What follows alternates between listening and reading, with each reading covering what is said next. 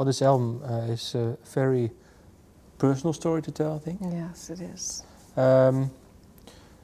60 years, almost. But you actually grew up in Switzerland. I did. And well, I wrote down some lyrics, and well, let's pick one song. The song "Bend Like Steel." Yeah. I could walk around with a paper bag over my head, and they never noticed it. Was it something about your youth? Yeah, that's true. I lived in a house of a very dynamic and colorful father, and I have 2 sisters. I'm the middle. And we moved around a lot, and he was the whole show. My father was Hugh Hefner. He was a jet setter. He had a helicopter and a Cadillac in Switzerland. Can you imagine riding up those mountainsides, the Alps, and in a Cadillac with skis in the back of the convertible? And but he was the whole show, and there was not very much room for anybody else growing up, because he was so dynamic in the world, and we loved him so much that when he came home, our world began. And when he left, it felt very empty. He used up all the air in the room. And for me to be a singer, it wasn't something that was encouraged.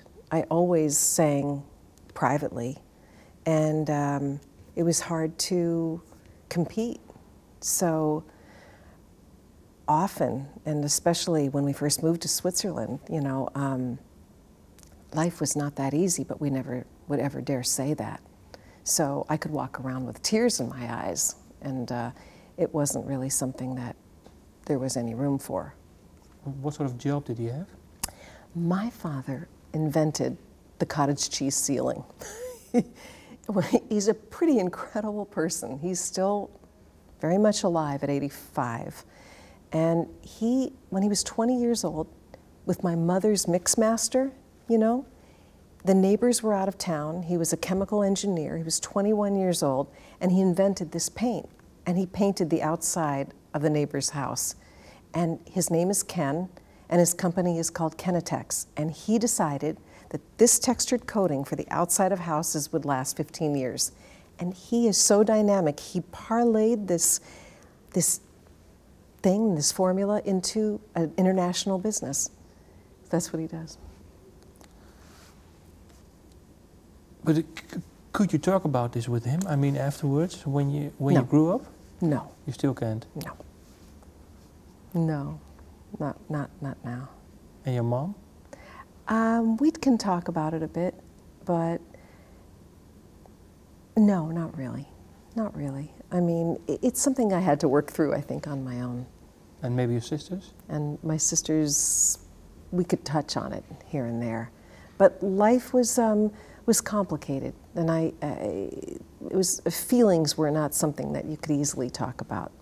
And what did he think then when you actually got into music in the 70s? What did he say to you? He was proud of me. He was proud of me, but I think it was a little bit difficult. I think it was a little difficult, but he was proud of me.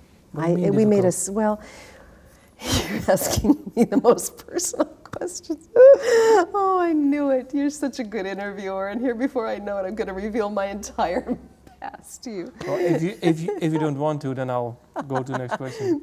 Well, he may actually see this online, so I need to be a little guarded. But you know, when I started singing, it was also during my parents' divorce, and so it was a very difficult time for me. I kind of latched on to another relationship, and I actually did some things that were not really that tremendous in his eyes, and frankly, I don't blame him. But I had recorded a song that was "Sisters, sisters, I have two. Mothers, mothers, I have one. Fathers, fathers, I have none today. He's gone away." And it caused a lot of pain. And looking back, I kind of wish I hadn't done that.